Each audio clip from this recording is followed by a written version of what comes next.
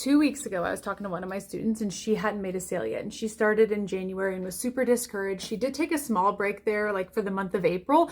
And so she's just kind of getting back in the groove of things, but she finally made her first sale yesterday. And I am so excited to tell you what finally worked for her. Now, inside my mentorship, I depend a lot on people to reach out to me and let me know that they need help so that I can spend a little bit of extra time on reviewing their content, giving them tips and all of those things. And so she came back in like at the end of April and was like, hey, I'm ready to get back into it, and like asked for some tips then. And so I gave her some tips, and then you could tell that she tried them, but then kind of went back to what she was doing before her break. So many of us do this. I do this. Everybody I know who has struggled with content creation, we all fall back into like what's comfortable for us, even if it's not working. So she reached back out a couple weeks ago and was like, okay, I really think I need to change some things. What can I change? So I gave her a very simple task, but the thing with simple tasks is that we usually just overlook them and just do them real fast and say, okay, what's next? What can I do to make more money? And it's like, no, the simple task is honestly what all of us are skipping over. So I told her, instead of making content for 2 days, what I want you to do with that time instead is to scroll TikTok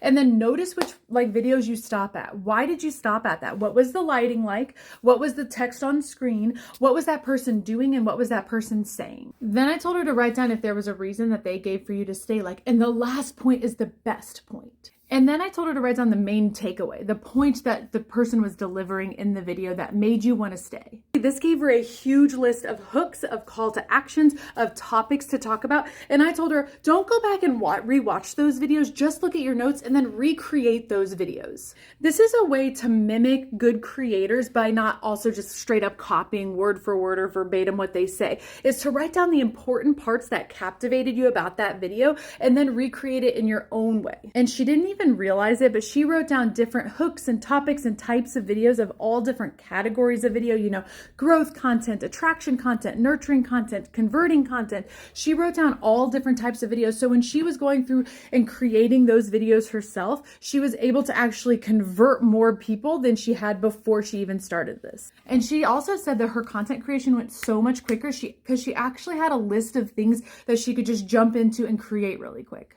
Now, this by no means is like a content strategy, but it's a great place to start once you realize that, oh my gosh, planning is actually really important. Mimicking good creators and putting my own spin on it is really important to the learning process of how to create good content yourself. Really, all of us need is that glimpse of hope that we can do it, we can make a sale, we can keep going. And if we actually learn things the correct way, which I will continue to work with her on, then you can actually make this work as an income for your family. If you're still here, be sure to hit the follow button and drop any questions that you have in the comments.